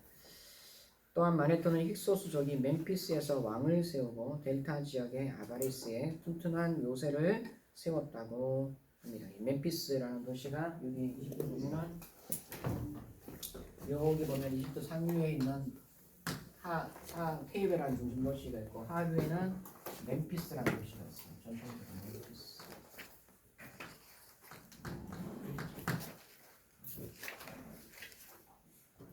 여기 있습니다. 멤피스 성경에는 여기를 이제 노비라는 거예요. 노땅. 예레미야 보면 노땅에 나서 뭐 이렇게 너희가 뭐 어려움 당한다 그런 이야기가 멤피스 노땅. 여기는 노아몬이라고 합니다. 노아몬.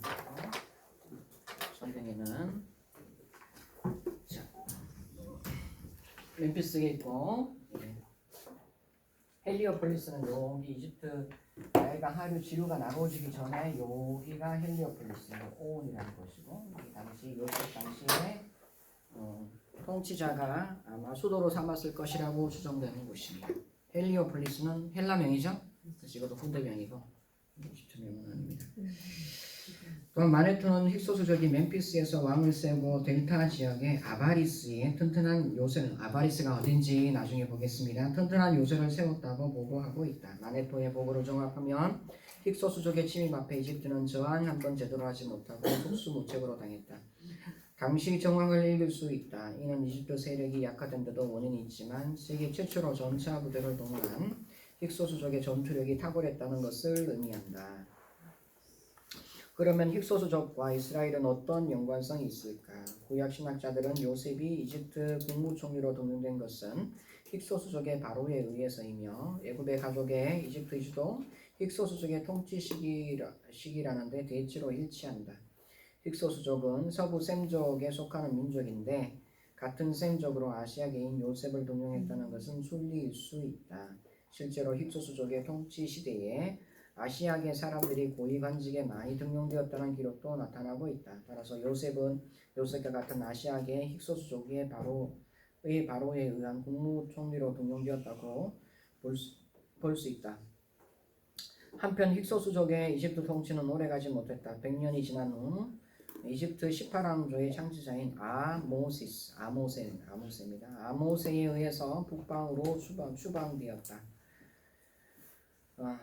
북방으로 추방되었다. 당시 근동의 최강국 이집트의 전성시대가 동쪽 바다에서 태양이 떠오르듯 서서히 부상하고 있는 징조였다. 구약 성서 출애굽기 1장 8절에 요셉을 모르는 새 왕이 일어나서 이스라엘을 다스렸다고 보도한다.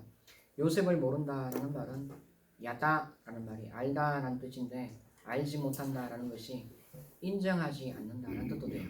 그래서 요셉을 인정하지 않는 이렇게 생각하면 요셉 시대가 끝났다. 라고 생각을 해보면 되겠죠. 모를 수는 없고 인정하지 않는 거죠. 요셉을 알지 못하는 새 왕이 통치하면서 알지 못한다 그러면 굉장히 요셉 이야기가 오래 옛날 이야기여서 모른다 이런 식으로 이렇게 생각될 수 있거든요. 그런데 히브리어에서는 알다란 말하고 인정하다는 말하고 똑같아요. 그래서 요셉을 알지 못하는 새 왕이 통치하면서 이스라엘에게는 무수한 고난과 압제가 시작되었음을 알리고 있다. 여기서 요셉을 모르는 바로는 힉소스족을 추방시키고 이집트를 제국한 아마 18왕조의 파라오들 중에 한 사람일 거라고 생각이 됩니다.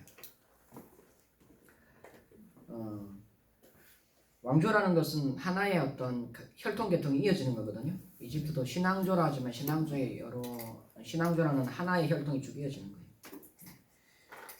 결국 힉소스족의 바로들에 의해 부귀영화를 누렸던 히브리 민족은 이제 같은 셈족인 힉소스족의 추방이 되고 이집트의 토착 왕조가 들어서자 고통이 나라히 시작되었다. 힉소스족의 퇴각으로 히브리인들의 행복은 끝이 나고 이집트의 토착 왕조가 들어서면서 불행이 시작된 셈이다. 전차 부대라는 막강한 군사력으로 혜성같이 등장해서 한 세기 동안 고대 근동 세계를 풍미했던 힉소스족도 다시 일어선 대제국의 이집트의 저항을 견디지 못하고 근동 무대에서 사라지고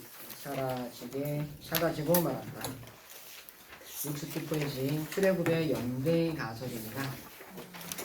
BC 15세기 연대 가설이 있어. 기존 1500년 이후에 1400년까지 출애굽했다는 가설이 있는데 성경의 일부 구절에 연대에 의존하고 있습니다. 연대 추정 보면 솔로몬 제위 4년이라는데 솔로몬이 970년에 왕위로 등극을 해요. 970년에 역대상 왕상 6장 1절인데 출애굽한 지 480년에 솔로몬이 성전을 건축했다고 이야기를 해요. 그러면 966년 플러스 480년은 출애굽의 연대가 BC 1446년이 됩니다. 1446년 보조 증언으로는 창세기 15장 13절 400년 동안 괴롭힌다라는 그 횃불 언약의 이야기가 나오죠.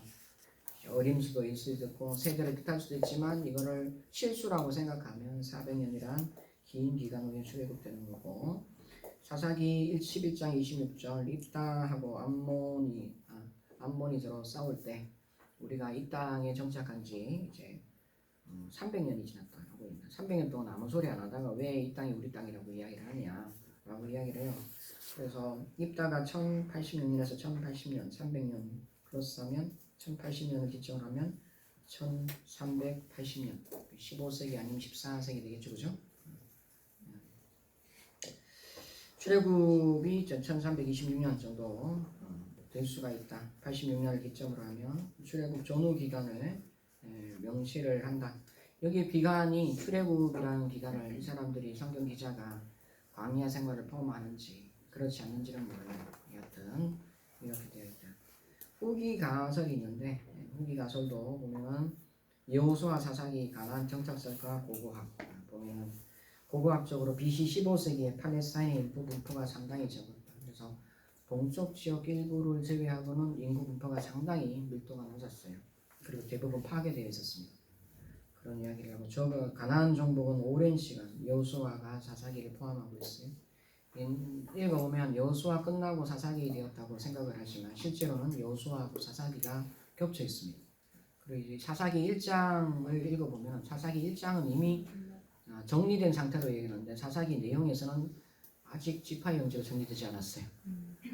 12사사가 나오는데 그래서 이것은 아마 연대기적 기록은 아닐 것이라고 생각을 해서 사사기하고 여호수아 겹친 시기를 생각해서 13세기 이야기하고 특별히 람세스라는 것도 이야기를 하고 또 문제는 나중에 이제 제가 지은 책 고대 근동 세계와 이스라엘 역사입니다. 그 책을 읽어보면 성경의 역사를 성경에 있는 숫자를 다 종합하면 15세기도 안 맞고 13세기도 안 맞아요.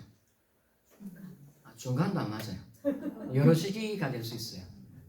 왜 이렇게 되냐면 우리처럼 절대 연대를 사용하는 사람들이 아니에요.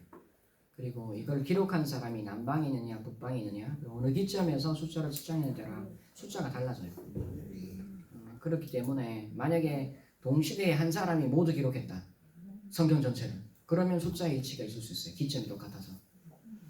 때문에 나중에 종합 특별히 이안 포반 영국 학자인데 그 사람이 가장 보수적으로 이제 이스라엘 역사를 쓴다고 생각하는 내러티브를 이제 적어도 연대계적 순서에 따라 기록되었다고. 그 사람의 숫자는 중요하지 않다. 숫자는 단지 문학적인 장치이고 특정한 것을 이야기하기 위해서 기록해놨다까지 이야기를 해요. 그래서 오늘날에는 옛날에는 15세기, 13세기 굉장히 많이 이것으로 진영을 갈랐어요. 이렇게 하면 더 보수적이고 저렇게 하면 덜 보수적이고 진영을 갈랐는데 요즘은 그렇지 않다라는 것을 한번 연대해 주면 되겠고 이러한 연대를 맞추는 거 보면 그 시대 당시의 상황을 알 수 있어서 좀 우리가 성경을 볼 때 유익합니다. 그래서 한번 생각해 보면 좋겠다. 초기 학술을 지지할 수 있는 단서들을 보면 1장 8절 요셉 사후에 세 왕이 생겨났다라고 생각하는데 요셉이 12왕조 사람이 아닌가 생각해 볼 수도 있어요. 출애굽기 1장 10절에 요셉을 알지 못하는 세 왕에 대한 교훈이 있습니다. 우리의 대적과 하파여라고 하는데 대적이란 말이 션에이누 해서 우리를 미워하는 사람 이렇게 돼 있어요. 아마 힉소스를 암시하고 있다. 1648년에서 1540년 여기도 연대가 다르죠. 제가 참고한 책이 달라서 그래요. 108년 동안 통치한 셈족인데 15에서 16왕조 성립을 냈고 병거를 도입했고 도시 불태우고 신전 파괴하고 북창면을 노예화했다. 이 글은 이제 주후 2세기 주후 100년에서 200년 사이에 플라비우스 요세푸스라고 해서 유대 전쟁에서 살아남은 유대인 제사장이 있습니다. 나중에 이제 황제 가문의 성을 하사받습니다. 그 성이 플라비우스예요. 플라비우스 왕가 황제 가문의 성인데 왕실의 공중 저자가 됩니다. 공중 우두저자가 돼서 그 이스라엘 역사를 정리를 해줘요. 거기에 보면 자기 시험책제 꼰드라 아비오님에서 이방인에 대하여 아니면 이단에 대하여 이런 책이에요. 그래서 꼰드라 아비오님이라는 책에 보면은 요세푸스가 그 기록해주고 있습니다. 아모세가 있는데 아모세는 18왕조이고 신왕주 시대를 개막한 임금입니다. 제 밑에 힉소스를 몰아냅니다. 그의 선대 임금은 카모세라는 임금이 있어요. 얘는 아모세고 18왕조 그러면 초기 왕들을 보면 아모세 1세 몰아냈던 왕이고 그 다음에 아몬호텝 1세 또는 아몬호텝이라고 하기도 하고 아메노피스라고 하기도 합니다. 그 다음 투투모세 1세 수투모세가 있고 그의 딸이 하셉수투고 투투모세 2세가 있고 투투모세 2세는 투투모세 1세의 오빠 직계가 아닙니다. 직계가 아니어서 반계인데 파라오가 되면 파라오는 반드시 파라오의 혈통과 엮여져야 돼요. 그렇지 않으면 파라오가 될 수가 없어요. 혈통의 정당성은 왕조의 정당성이 있어요. 그래서 투투모세 2세가 아마 장군이었나 그럴 겁니다. 그래서 이 사람을 투투모세 2세라고 임명을 하고 즉임명을 하고 자기 딸인 하세수투가 결혼시키는데 투투모세 2세가 조기에 사망합니다. 조기에 사망해서 하세수투는 굉장히 나이 많고 아마 투투모세 2세하고 하세수투는 나이 차이가 별로 안 났을 거예요. 성인이고 하지만 투투모세 3세가 아주 어린 나이 마치 요시아처럼 아주 어린 시절에 임금이 된 사람인데 자기 엄마 뻘 된 사람하고 같이 결혼하는 거죠. 그 섭정을 하게 됩니다. 그래서 섭정한 동안은 거의 하셉수투가 모든 걸 다스리게 되고 나중에 투투모스 3세가 자라나서 쫓아냅니다. 쫓아내고 폐위시킵니다. 폐위시키고 투투모스 3세는 이제 이집트의 나폴레옹이라고 최대 영토를 확대한 사람이에요. 투투모스 3세 그의 아들이 투투모스 3세의 아들이 있는데 3세의 아들이 아메노텝 2세가 있고 아메노텝 2세 때 꿈의 비석이라는 이야기가 나옵니다. 그 다음에 투투모스 4세가 나옵니다. 투투모스 4세가 장자가 아니었는데 왕위를 물려받게 돼요. 그 물려받은 이야기가 이게 꿈의 비석이라고 하는데 어디냐면 여러분 종종 어디에 들어보실 수도 있는데 기자의 스핑크스에 가면 발요 사이에 비석 하나가 있습니다. 여기 드림스텔라로 꿈의 비석. 거기 보면 투투모스 4세가 왜 자기가 장자가 아닌데 자기가 왕위를 받게 되었는가에 대한 설명이 나와요.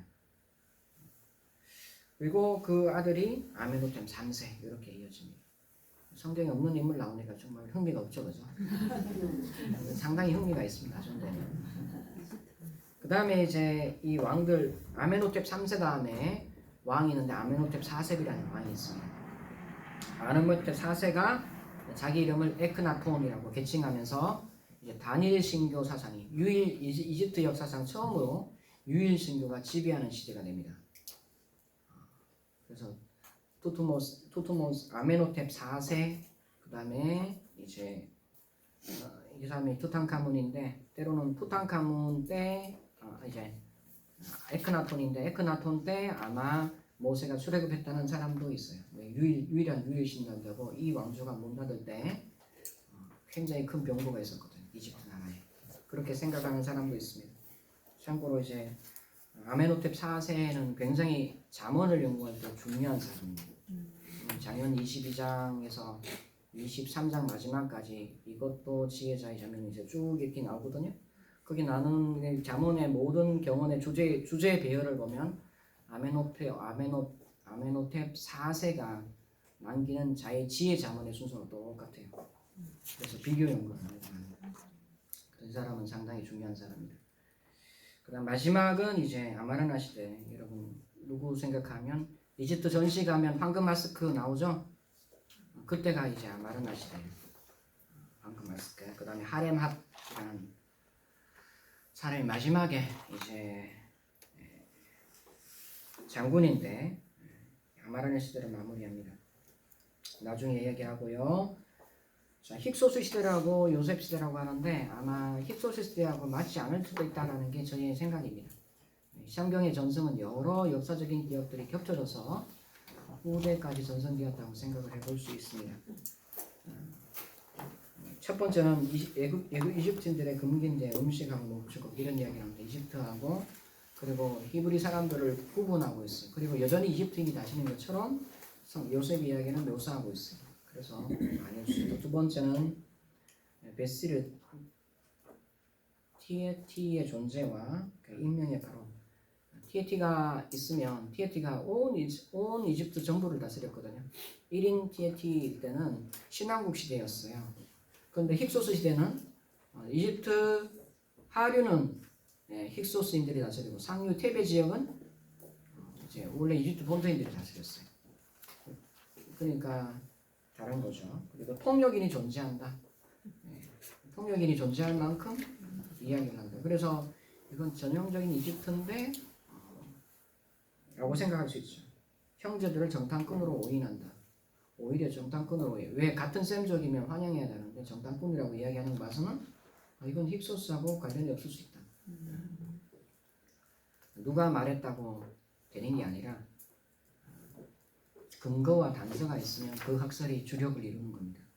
그래서 여러분 이제 공부를 하면서 이게 옳습니다 라고 배우기보다는 이러한 이유로 이게 더 설명이 설득력이 있습니다. 타당성이 있습니다 라고 말하는 게 공부하는 이야기입니다. 제가 아직은 논문으로 발표 안 했거든요. 그래서 언젠가 논문을 쓸 겁니다. 주류 학설이 뒤집어집니다.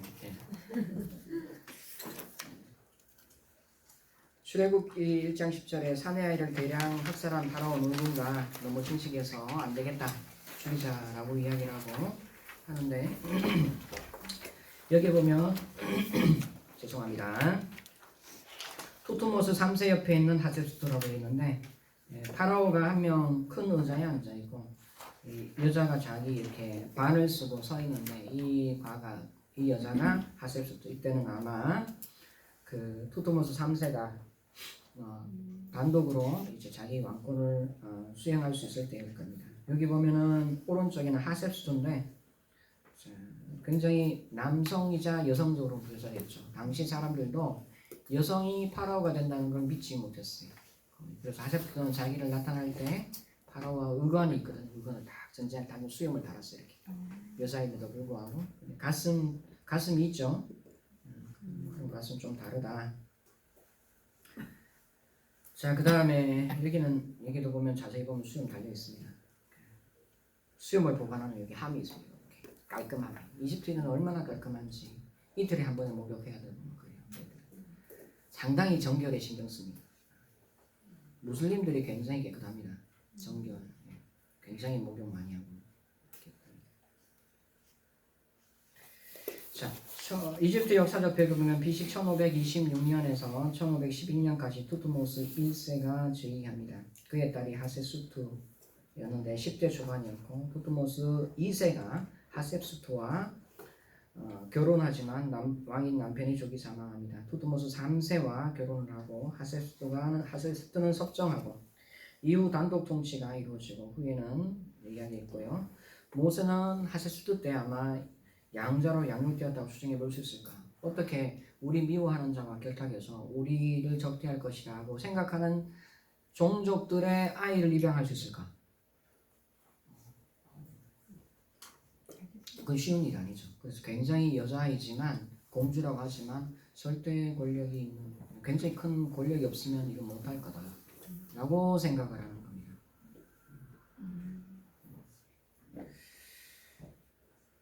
그래서 하셉수트 때 양자로 입양됐을 거라고 생각을 하는 거죠. 누가 요셉을 알지 못하는 왕일까에 대한 헷갈린 견해.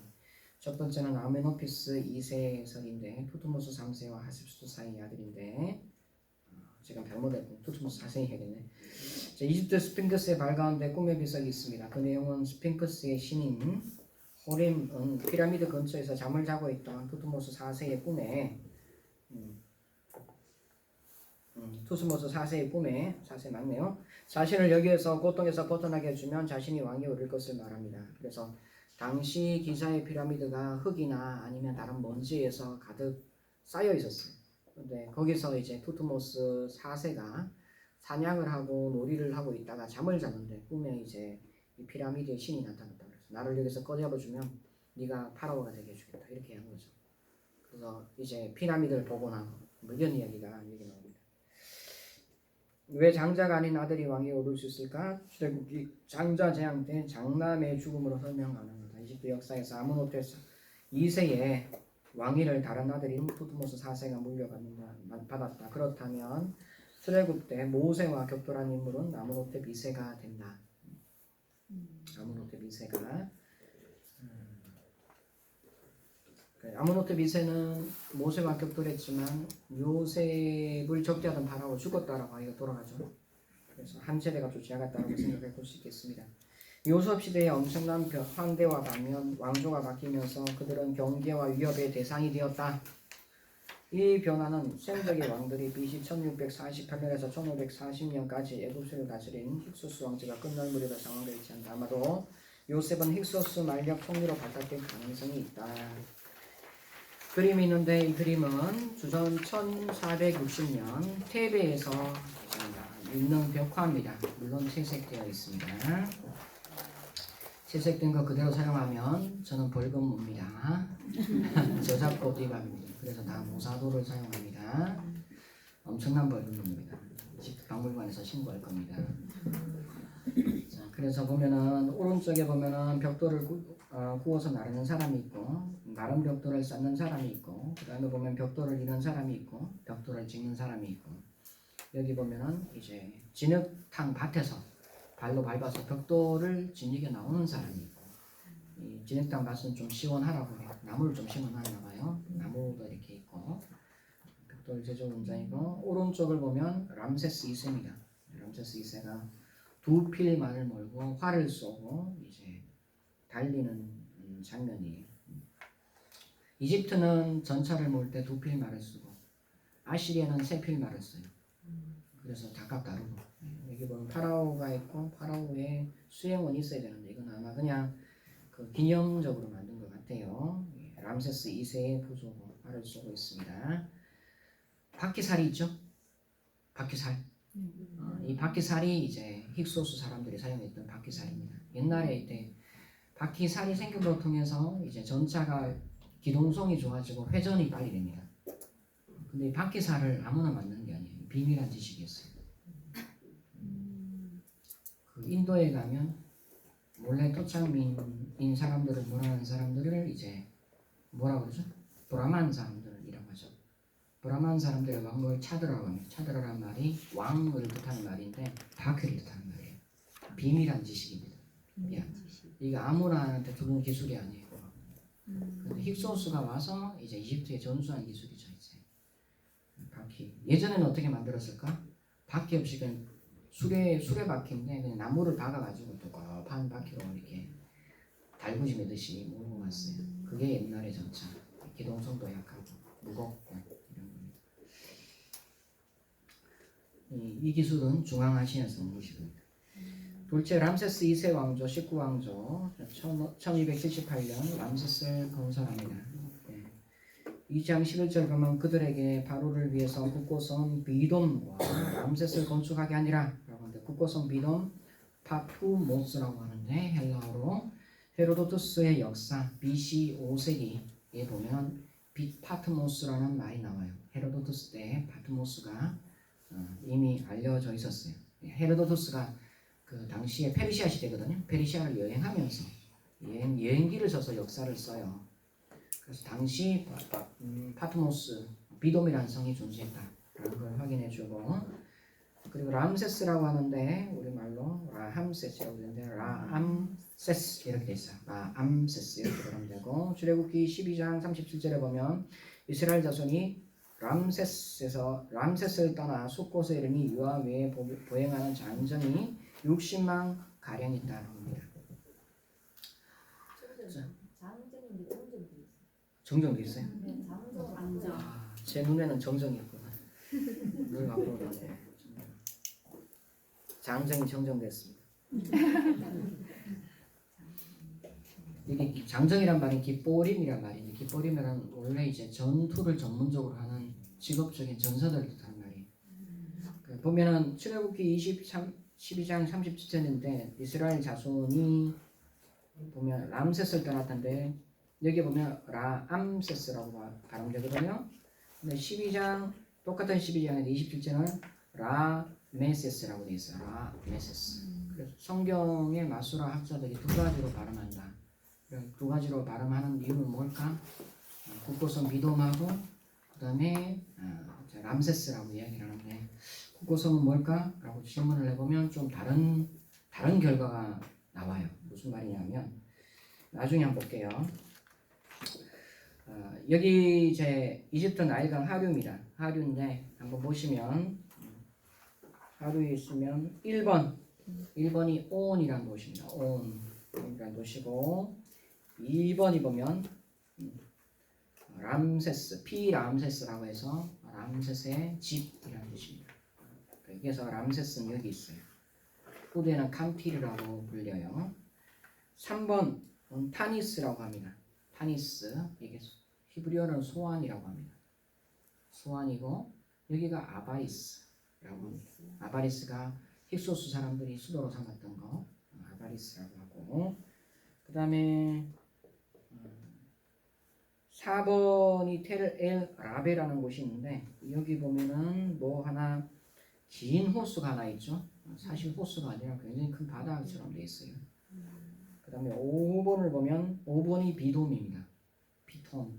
비돔이고 6번을 보면 6번이 믹돌입니다.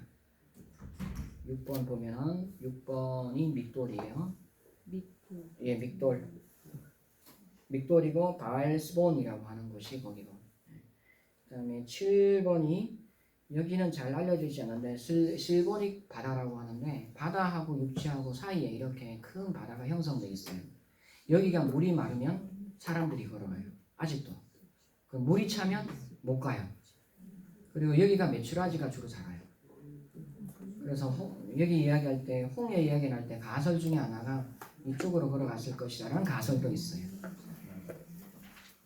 그 10번을 보면은 10번이 길게 돼 있죠. 와디인데 와디 에트 티밀라트라고 하는데 와디 하나가 있습니다. 그다음에 11번을 보면 4번 보면 4번하고 5번이 비돔이라는데 4, 5번을 연결시킨 임금이 있는데 바로 누구입니다. 운하를 연결시켰어요.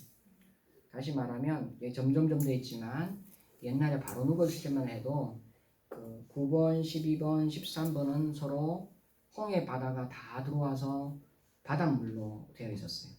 그래서 바로 누구가 4, 5번을 관통시켜서 수에즈 운하 이전에 운하를 만들어서 바닷물을 안으로 끌어들였다는 것을 확인할 수 있고요. 그 다음에 중요한 거 12번 보면 이게 비터 호수라고 하는데 쓴 호수란 뜻입니다. 그래서 많은 사람들은 출애굽에 바로의 병거가 수장되었던 이 홍해 바다가 바로 여기 수에즈 호수가 아닌가라고 추정합니다. 왜냐하면 나중에 보겠지만 갈대 바다라고 하는데 갈대 바다라는 말은 히브리어를 헬라어로 번역하면서 만들어낸다라고 원래 얌숲입니다. 얌숲 갈대 바다인데 얌숲인데 숲이란 말이 원래 붉다는 뜻이에요. 홍해라고 하는데 홍해 바다 가보시면 붉지 않습니다. 그럼 왜 홍해라 그럴까? 붉은색이 있었기 때문에 홍해라 그러거든요. 보면 갈대가 원래 붉은색이 아닌데 갈대 우리 생각하는 상한 갈대를 꺾지 않으시고 바람이 나는 갈대가 아니라 갈대가 되게 커요. 우리나라는 사리나무처럼 길고 굵어요. 갈대나무는 나보다 키 큽니다. 근데 그 갈대 수종 중에 빨간색 갈대가 있어요. 바닷물 먹고도 그냥 자라나는 갈대. 그 갈대가 빨간색이에요. 그 갈대가 자라나는 곳이 고대의 이 비토호수였어요. 그래서 아마 이 지역을 뜻할 것이다 라고 합니다. 홍해 가면 아무도 빨간색 아닙니다. 하늘색만 빛을 뿐입니다. 그래서 이렇게 갈대 바다다라고 생각을 합니다. 자, 여기 지도를 읽었고요. 나중에 이제 그러면 람세스 2세 건축설 여기 관련돼서는 저희가 시간이 다 된 관계로 다음 시간 보기로 하고 여기서 마치도록 하겠습니다. 감사합니다.